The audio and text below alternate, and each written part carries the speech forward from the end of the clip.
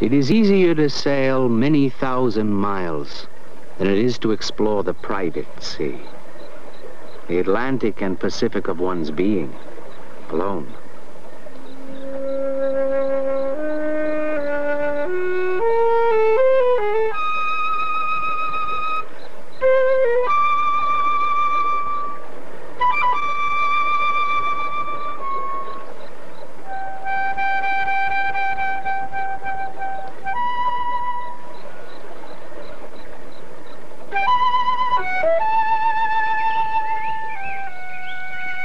I took up my abode in the woods on Independence Day, or the 4th of July, 1845.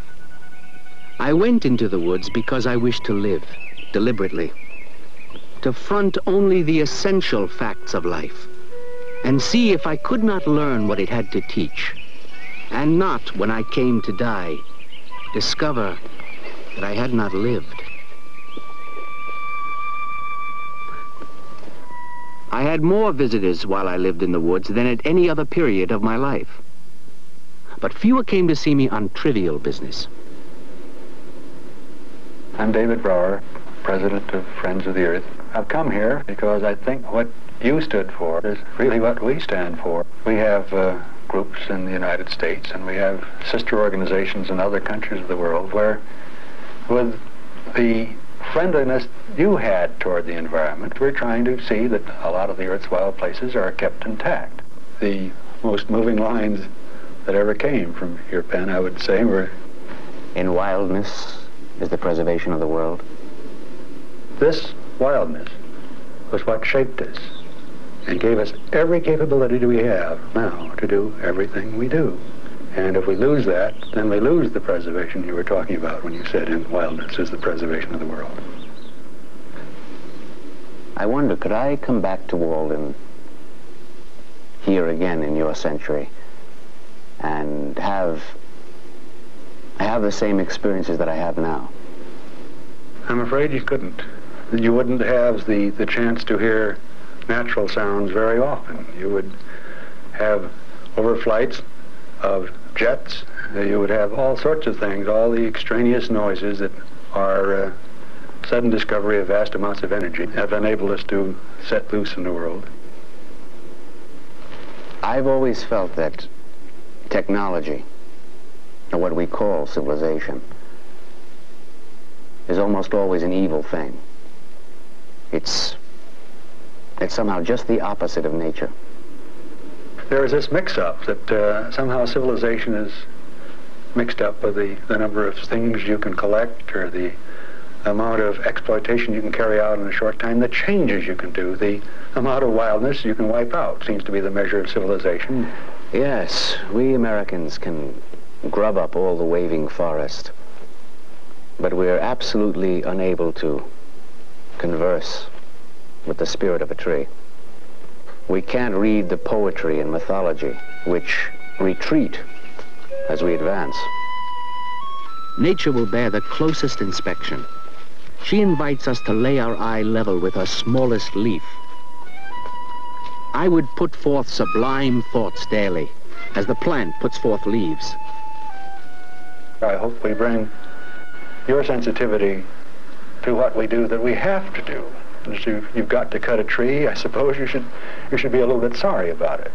If you have to kill some living thing because that's part of your diet, you should have some regret about it. There are a lot of religions, a lot of people do. The Indians do. Many people have tried to write as you did, and particularly the lines that I like best of all, I think, that start, do you remember when you wrote them? Rise up early in the morning and seek adventure. Let the noontime find thee by other lakes, and the nighttime find thee everywhere at home. That, when we do that, when we find that admonition, that very gentle admonition, we're in touch with our world, and I think with ourselves. Most of my neighbors in Concord thought that I must be quite mad to be coming out to a cabin and alone in the woods without a mailman, without a corner grocery store, without my neighbors. I am resolved not to live in this restless, nervous, bustling, trivial 19th century. Why should we live in such a hurry and waste of life? Let us spend one day as deliberately as nature. Most of the luxuries and many of the so-called comforts of life are positive hindrances to the elevation of mankind.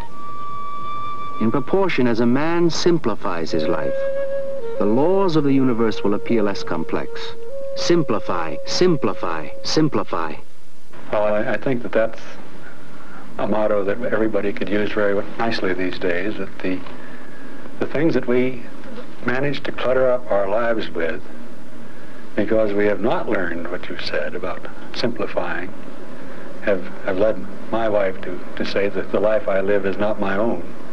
And I think it would be really quite pleasant for everyone to learn how to see just how many things really aren't necessary. Suppose we simply didn't build it. Suppose we simply didn't go. Suppose we just relaxed and settled back a bit. Do you think, Mr. Brower, that certain things which are so important to my life here in Walden will be irretrievably lost to your generation? The things that have been irretrievably lost, and I think there are a good many, start out with very simple ones. That is the chance to know, as you did, what the taste of water is when it's just pure water. That doesn't happen very often anymore, and I don't know where we're going to get it again with so many people. But then there are some things that we can rediscover, and you rediscover it rather quickly. I think if you do such thing as not listen to someone else play a bit of music, but to play it yourself, that takes you immediately out of the spectator and makes you a participant again. One of the things that I think would have appalled you, I was riding a jet, that would have appalled you anyway, 600 miles an hour over the pole. It was dark, and I looked out the window, and it was the most magnificent display of the aurora borealis, and I asked the stewardess, well, shouldn't the captain tell the people about this on the public address system? And she said, oh no, the passengers wouldn't want the movie interrupted. They were watching a very nice movie, I presume. They were forgetting the real show. And this, I think, is what we're forgetting more and more, and that we should forget less and less. The show that costs nothing, except just the effort to go out, to listen, to come to our senses, all 5 of them, or any more that you can discover, to get them all working again. What does it smell like? What does it feel like? What's the taste of it? When people go out with your book, as I hope they will, I'd like them to go out early in the morning, very early, and then turn to that quotation of yours where I think this is the way you said it. The world has visibly been recreated in the night. Mornings of creation, I call them. And he said, it's the poet's hour, when men are newborn, men who have the seeds of life in them.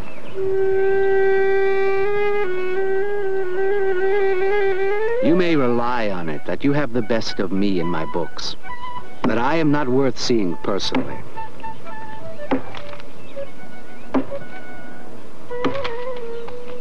What am I to the truth I feebly utter? The great rule of composition, and if I were a professor of rhetoric, I should insist on this, is to speak the truth. I'm very happy to be able to drop in and see you like this. I'm B.F. Skinner, Harvard University. I think you were there briefly.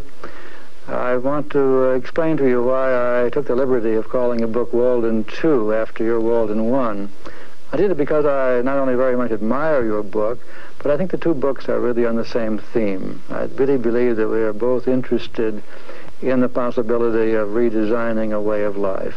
If you don't like the life that society hands you, go off and try something of your own.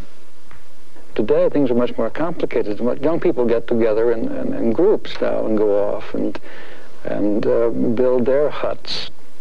The design of a community seems to me to be exactly comparable with your design of what we might call a community for one, except that would be meaningless since a commune implies more than one with something in common. The tomb is the only boarding house I know where 100 may be served at once. In the catacomb we may dwell together and prop each other up without loss. Well, if we don't watch out, the world will be nothing but a living catacomb. That's the difficulty, you see. Professor Skinner, I find that in my time men suffer from a curious desperation, inner desperation. As a scientist dealing with the human mind, can you tell me, do men in your time still suffer from this ailment? Well, yes, I don't think very many people are happy these days, and that's a problem, certainly. Yourself, you build the conditions which make you desperate. I had to wait the other day in a doctor's office, and there was a loud music thing going on. We tried to turn it down, couldn't find out where to turn it off, and it was perfectly awful, and I had to wait about an hour.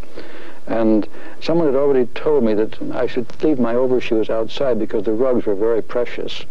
And I felt like telling this nurse that my brain is precious too. Well, you finally turn off that music, because that is doing more damage to my brain than my wet overshoes are going to do to your rug. But they don't think that way. Well, now, you got away from that. You could. But today, with a large number of people in the world, it's very hard to have solitude and silence. So you're not going to change people. You're not going to get rid of desperation. If you believe that you can change a person inside somehow or other, then go ahead and try it. I don't think people are born bad or good, or with or without consciences. They are born people and learn to behave in various ways. And you learned one set of behaviors which stood you in very good stead. I gave you a life which is remembered by enormous numbers of people, a life which has influenced enormous numbers of people. Someone else who didn't have your luck developed in a different way, and he's forgotten. I think that what you do, Professor Skinner, is that somehow you have replaced, the individual has been replaced by your sense of what the community is. Instead of the individual having within him a sense of his own destiny, the community now gives him a sense of his destiny. Man doesn't function on communal decisions. He functions through conscience, if you will. You didn't grow up with a little conscience growing in you as part of the germplasm from which you were born. This was something you developed in a particular culture, and Concord in your day was an ideal place to develop a conscience. And once you had a good, thoroughgoing conscience, you could go off by yourself and live according to it. I don't think it ever came from inside you. Well, to me, conscience is a natural thing. Conscience comes from consciousness.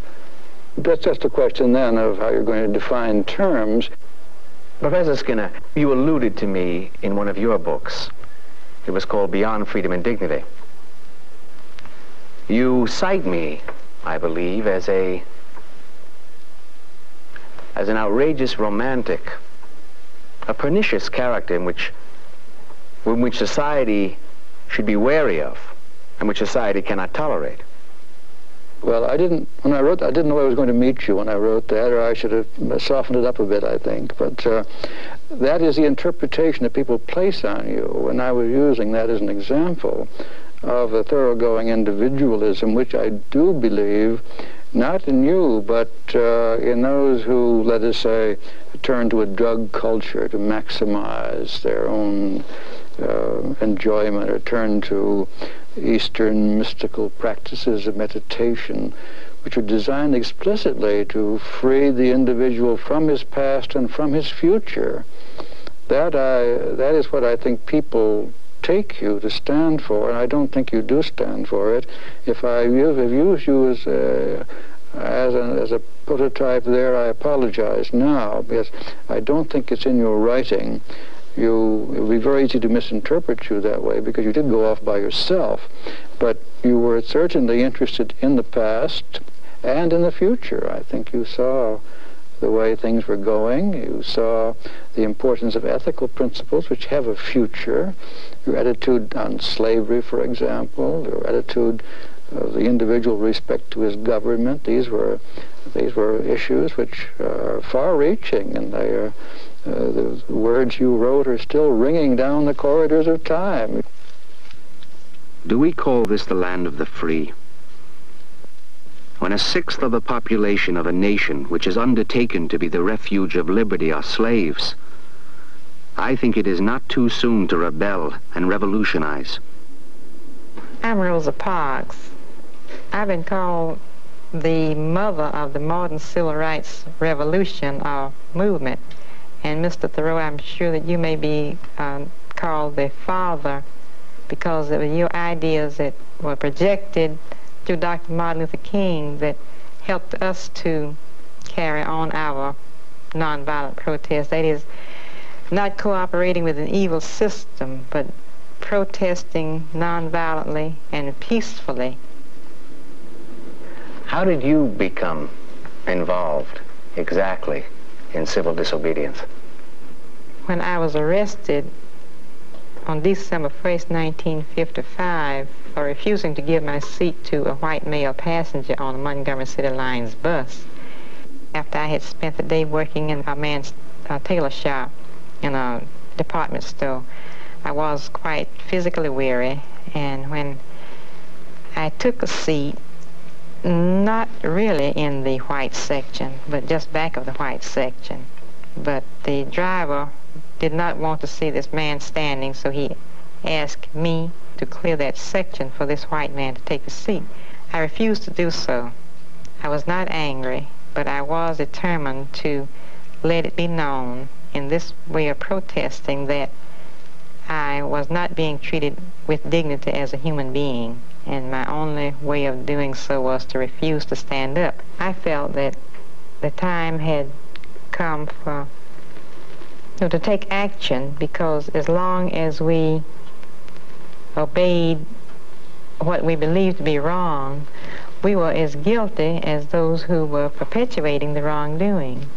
I was jailed because I refused to pay my taxes in protest against this country's war on Mexico. It's one of the things we have in common is that we're both jailbirds. Yes, we are. And up until the time I was arrested, I never felt that going to jail was anything that you would consider an honorable thing, because jail was always something to avoid, that only criminals went to jail. And I did not feel that I was a criminal, even though I was arrested and taken to jail. I felt the same way. I felt that in a society where there is injustice and where they put men in prison unjustly, the only place really for a just man is also in prison. Yes, I agree with you there. I remember the night that I was in prison. I just finished my dinner, and my friend Waldo Emerson came by. He was all dressed up, as he always was, and he was terribly scandalized that I was in prison. And he looked at me and he said, "Henry, what are you doing in there?" And I remember I looked back at him and I said, "But Waldo, what are you doing out there?"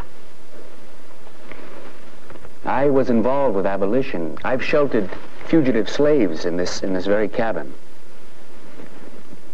Were you aware, Mrs. Parks, that by following your conscience, by following what you thought at that moment, by not standing up, that you were performing a revolutionary act? Were you aware of that?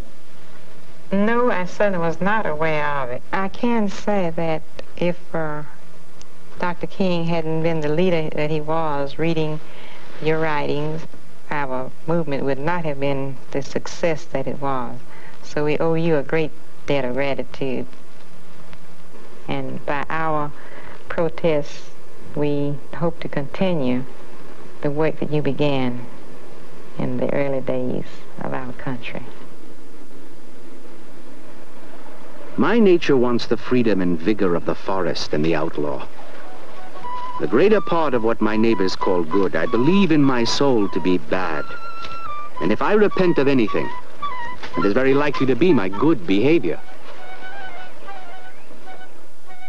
You may find it a little odd, Mr. Thoreau, to see another New Englander sitting across from you in your cabin, one from 100 years later, but at least I can claim in common with you, having gone to the same college. But after that, our careers could hardly have taken more different courses.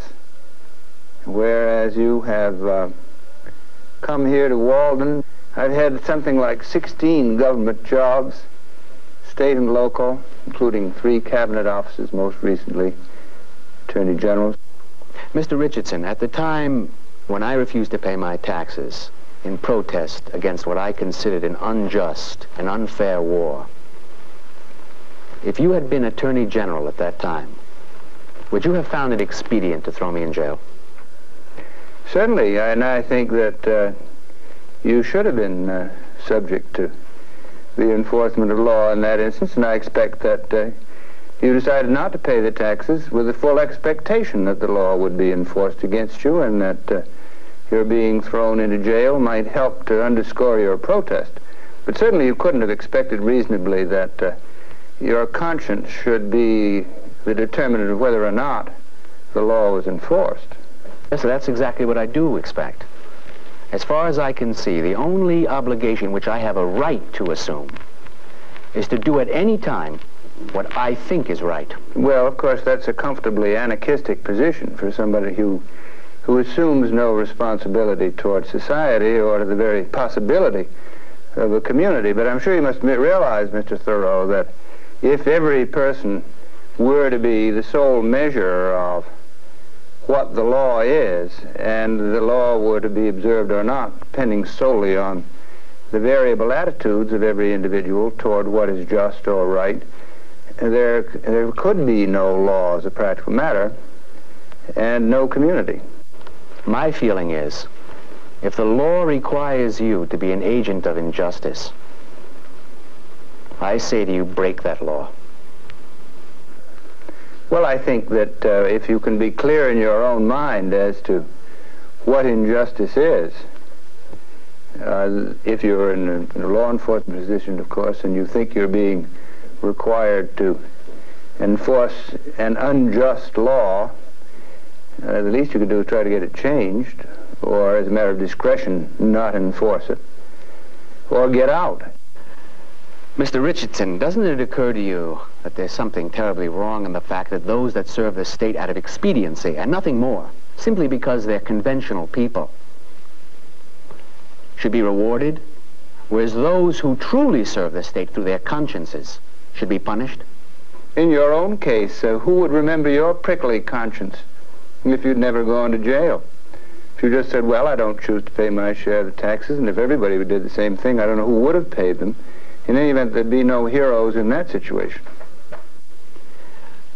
The situation you've just described, Mr. Richardson, makes me think that maybe anarchy isn't such a bad idea. That maybe all one can do is to just go off to a pond like Walden and live your own life and forget all about government. There really, in my view, is no such thing as the wholly isolated human personality. Not even Henry David Thoreau can be defined without reference to other people. I think, as a matter of fact, in the United States today, that it's important we seek not only a sense of individual dignity and the expression of strongly held individual views and values, but also try to conduct our public policies in a manner that creates the means of sharing in relationship to others belonging to a community. So in your view, Mr. Richardson, each man must find his own balance between conscience and community. I think that's exactly right, and I think that I think, as a matter of fact, that contemporary civilization in the United States tends unduly to subordinate both, because I think that the rediscovery of a sense of identity brings with it an awareness of the need for community. When you found a conflict between you and the President of the United States, when you were asked to fire Special Prosecutor Archibald Cox in the Watergate case, or resign your own office as Attorney General under Richard Nixon, did you find that decision difficult? Well, it probably wasn't really any harder for me than it may have been for you to decide not to pay your taxes. It seemed to me that the decision was pretty clear-cut in that instance. It was certainly not an agonizing process. I had a very clear commitment to the independence of the special prosecutor. I thought that it was fundamentally wrong on the president's part to ask me to take an action which seemed to abandon his own commitment to an investigation that would follow all the evidence wherever it might lead. And so it didn't take me very long to conclude that in the circumstances I certainly would not be part of an action that attempted to undercut the independence of the special prosecutor that I had myself helped to create. I wonder if there isn't something in our New England atmosphere that breeds prickly personalities, Mr. Richardson. Maybe it's the spirit of freedom we get with our wild apples. That could very well be. I certainly think that it's a quality that we ought to value in New England, and I hope we continue to breed it as we do our apples. In my own case, I'm not sure that I could claim to qualify as very prickly. After all, I've had a good many of the prickles rubbed off by long political and government service. And yet I respect those qualities, and I certainly respect them in you, Mr. Thoreau. I finally left Walden September 6th, 1847. I learned this, at least by my experiment, that if one advances confidently in the direction of his dreams and endeavors to live the life which he has imagined, he will meet with a success unexpected in common hours. I would not have anyone adapt my mode of living, but I would have each one be very careful to find out and pursue his own way, and not his father's or his mother's or his neighbor's. If a man does not keep pace with his companions, perhaps it is because he hears a different drummer. Let him step to the music which he hears, however measured or far away.